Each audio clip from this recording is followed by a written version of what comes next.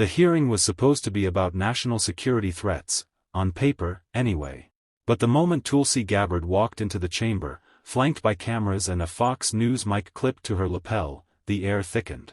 It wasn't just her presence. It was the posture, the smirk, the calculated pauses she'd mastered on cable TV. She wasn't there to listen. She came to perform. Across the room, Jasmine Crockett flipped through her notes.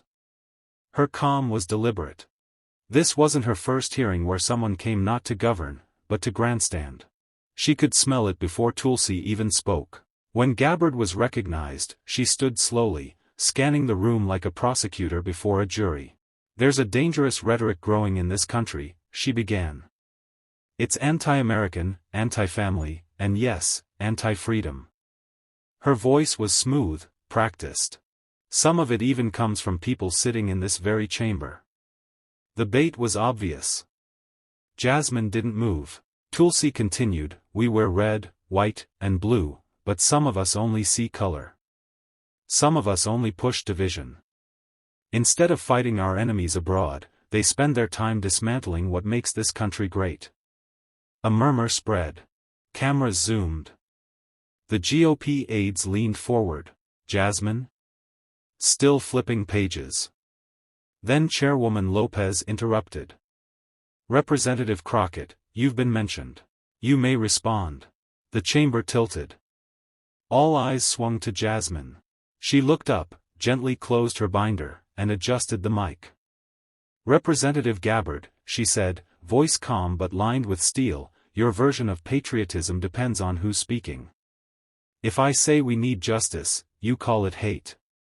If I say Black Lives Matter, you say all lives.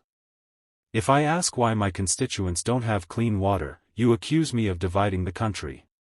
The room went still. "I don't drape myself in the flag to silence others. I fight so it means something." And for the first time that day, Tulsi didn't speak. She blinked. Tulsi tried to interrupt, of course she did, but Jasmine didn't even glance her way. Her voice remained steady, not loud, not theatrical. Just undeniable. "You see," Jasmine continued, "you talk about unity, but only when it suits your audience. You say you want peace, but you spend your time on air vilifying activists who are just asking not to be killed during a traffic stop." She leaned forward slightly, fingers resting on the table, not pointing, not clenched, just poised. "You wrapped yourself in a flag on primetime and called protesters domestic threats. But let's be honest, Tulsi, you weren't worried about safety. You were worried about optics." A few staffers stiffened. Someone's pen paused mid-scribble. "And while we're here talking about American values, let's talk about what it actually means to serve the people," Jasmine said. "Because I represent families in Oak Cliff who work double shifts and still can't afford childcare. I represent a teacher who drives for DoorDash after school just to pay for her classroom supplies. That's patriotism, showing up when the cameras are off."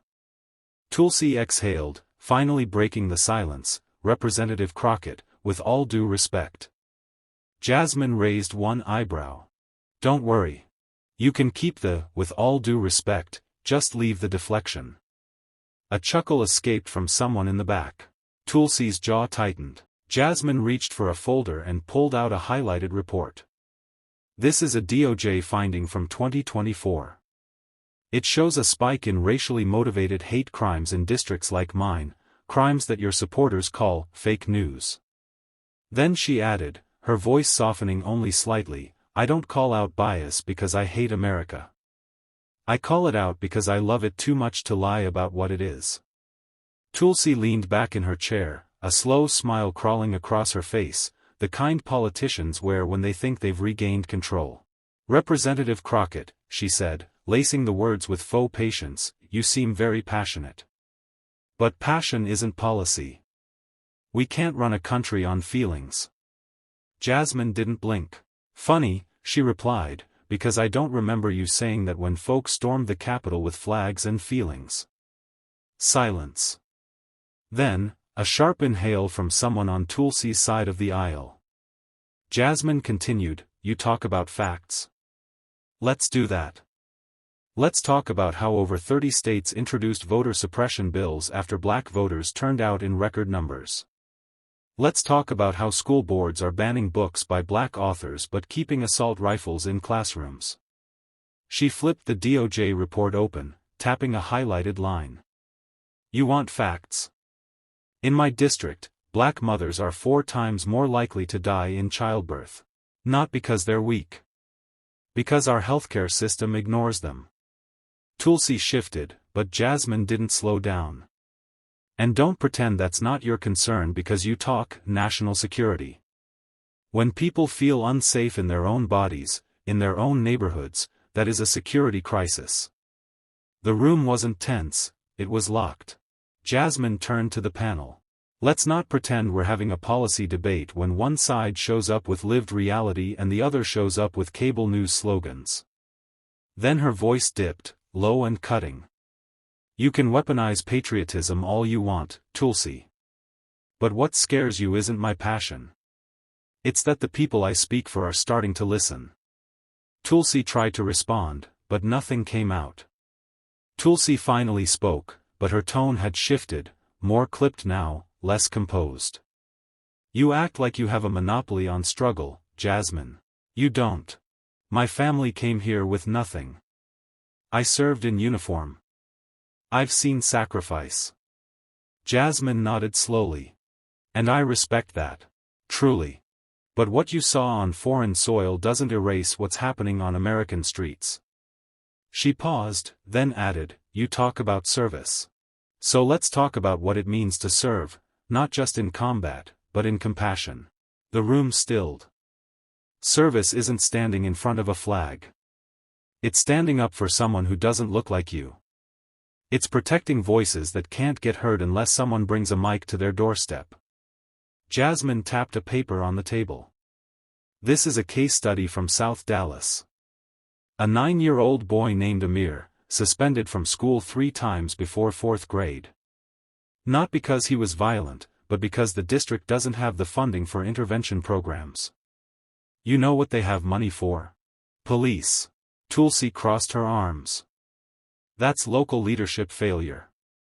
No, Jasmine countered, that's federal neglect dressed up as local blame. Gasps were gone now, replaced by silence, the kind that came when truth settled too close for comfort. And you know what really burns me? Jasmine said, voice low. You used to fight for people. You knew what injustice looked like. Now you just perform rage on camera and call it courage.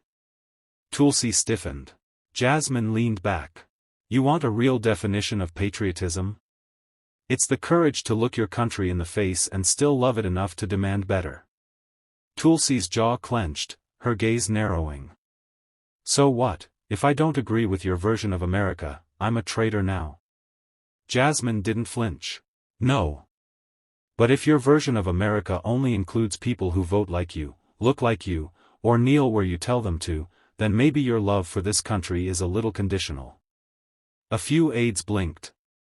One senator muttered something under his breath. Jasmine sat up straighter. Let me tell you what conditional love looks like in my district.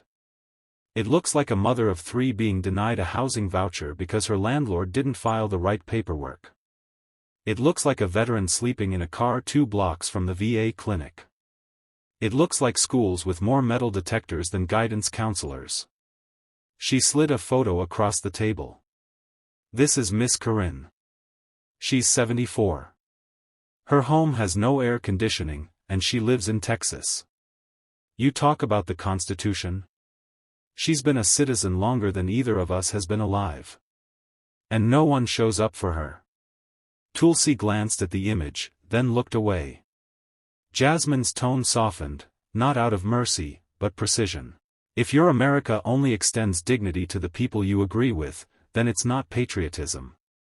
It's tribalism with better PR. The audience didn't applaud.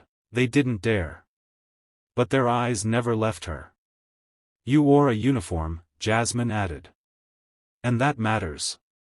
But so did Rosa Parks' church shoes. So did the bruises John Lewis took on a bridge. You don't have to carry a rifle to fight for your country. Tulsi shifted, the flag pin on her jacket catching the light, but it didn't shine as brightly as the truth Jasmine just laid bare. Tulsi straightened in her seat. "You speak like struggle gives you a moral high ground," she said coolly. "But struggle doesn't entitle anyone to be above criticism." Jasmine didn't blink. "And patriotism doesn't entitle you to rewrite injustice just because it makes you uncomfortable." The room held its breath. "Struggle doesn't give me moral superiority," Jasmine continued. "But it does give me clarity.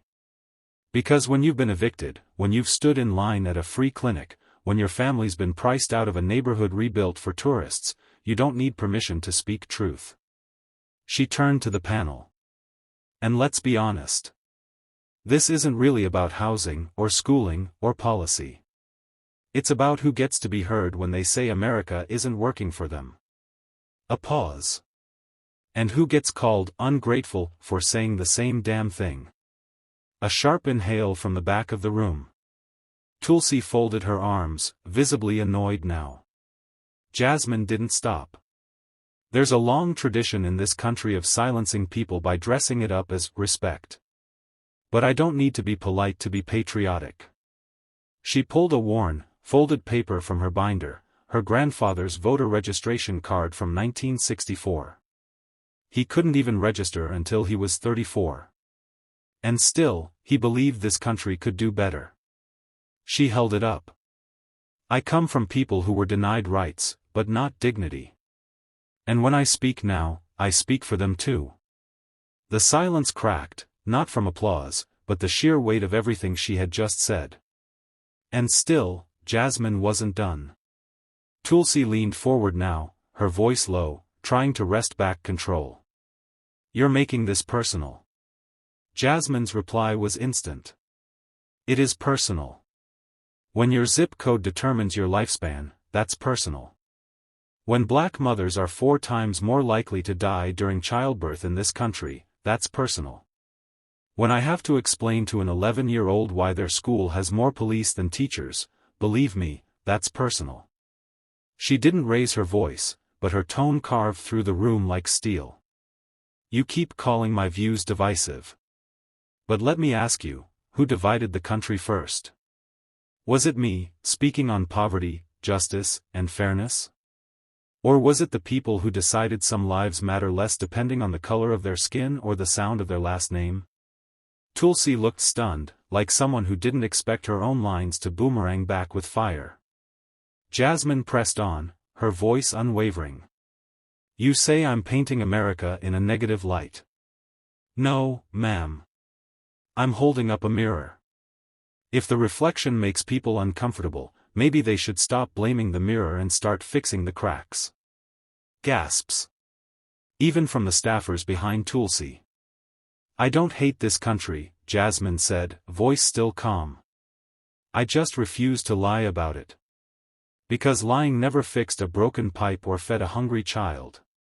Tulsi sat back slowly, her composure slipping. Jasmine placed the folded voter card gently on the table. "Truth isn't divisive. It's just inconvenient, for people who've benefited from silence." The moderator finally cleared her throat, trying to restore balance. "Let's return to policy."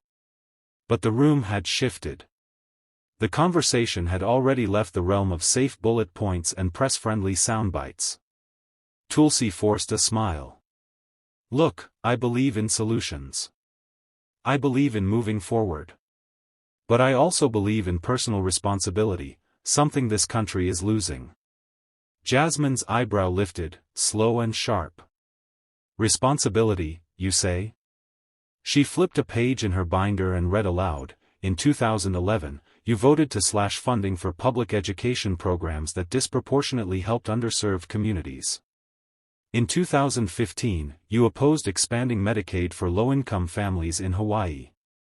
In 2018, you backed a bill that would have criminalized teachers for discussing systemic racism in classrooms." Then she looked up, piercing. "Is that the kind of responsibility you mean?" Tulsi fumbled for words. "Those were legislative compromises." "No," Jasmine said firmly. Those were decisions. And they had consequences. Real ones. For real people. Silence again. But not awkward silence. The kind that carries gravity. Jasmine scanned the audience. See, it's easy to talk about unity when your version of America is the only one that gets airtime. But real unity? That takes accountability. She leaned closer to her mic. You want a future where people feel proud of their country? Then stop pretending the past doesn't exist. Stop trying to shame the people who are still bleeding from it. She paused. Because if you love America, you should want it to live up to its promise. Not just for the few. But for all. The moderator didn't interrupt this time. No one did. Tulsi shifted again, but the ground beneath her wasn't stable anymore. What had started as a routine panel had morphed into something raw and irreversible. Jasmine hadn't just called out policy, she'd exposed the scaffolding behind the curtain. I don't have a problem with America, Jasmine continued. I have a problem with selective patriotism. With people waving the flag but ignoring the people crushed under it. A few murmurs turned into a quiet wave of nods. You say personal responsibility, she added, but I say shared responsibility. It's not just about who's struggling, it's about who's building the walls they're trying to climb. Tulsi's jaw was tight now, her smile a mask stretched too thin. Let me ask you something, Jasmine said, calm but direct. Where was this energy for personal responsibility when bankers tanked the economy? When corporations took pandemic bailouts and still laid off workers? She let the question sit. Tulsi didn't answer. Jasmine stood slowly, voice steady. Truth doesn't need volume to be heard. And I'm not here to comfort the powerful.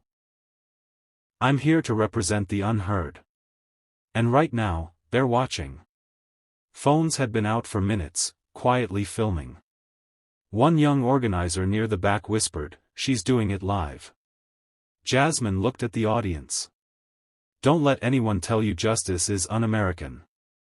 Silence in the face of injustice is what's un-American. And just like that, she turned to sit again, her voice still echoing in the hall's tension-soaked stillness. By the time Jasmine sat back down, the room didn't just feel changed, it felt rewired. Tulsi Gabbard adjusted her mic, then cleared her throat, but her voice didn't carry like before. The words that once came with ease now stumbled against the silence Jasmine had laid bare. The moderator thanked both speakers, but her tone was formal, like a formality at the end of a trial. Outside the venue, it had already begun. A video clip, just 42 seconds, of Jasmine saying, "Don't let anyone tell you justice is un-American," had hit X, formerly Twitter. Then TikTok. Then broadcast networks. One caption read. She didn't yell. She didn't flinch. She just dismantled the stage. In South Dallas, a barbershop replayed the moment on a mounted screen. In rural Oregon, a teacher played it for her civics class. It wasn't just red states and blue states watching, it was people who had never seen someone like Jasmine given that much space to speak uninterrupted.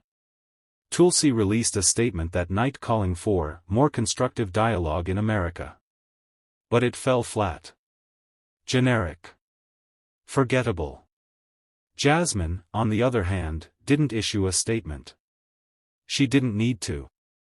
2 days later, she was back home, standing beneath a leaking roof at a housing roundtable. No cameras. No applause.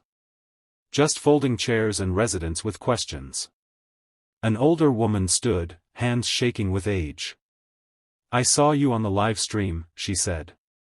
"You said we're not invisible." Jasmine nodded gently. "We're not," she said. The woman's eyes welled. "I believed you." And Jasmine, with no mic and no spotlight, replied quietly. "Then I'll keep saying it. Until everyone does." Some moments aren't just powerful, they're necessary. In a room filled with polished rhetoric and rehearsed patriotism, Jasmine Crockett chose something different: truth. She didn't perform, she didn't posture. She confronted. Calmly. Unapologetically. And in doing so, she didn't just respond to Tulsi Gabbard, she responded to every subtle form of silencing that's ever told a black woman to sit down, be quiet, or be grateful for the crumbs. What happened on that stage wasn't a clash of opinions, it was a collision with reality. A reminder that justice isn't just a word for courtrooms and campaign slogans. It's the fight for people who've been erased in plain sight. And when Jasmine said, "We're not invisible," she wasn't just speaking to the room. She was speaking to you. To anyone who's ever been dismissed, overlooked, or gaslit by systems that claim to represent them. So if her words shook something in you, good. Let it. Because that's where change begins. Not in comfort. But in confrontation.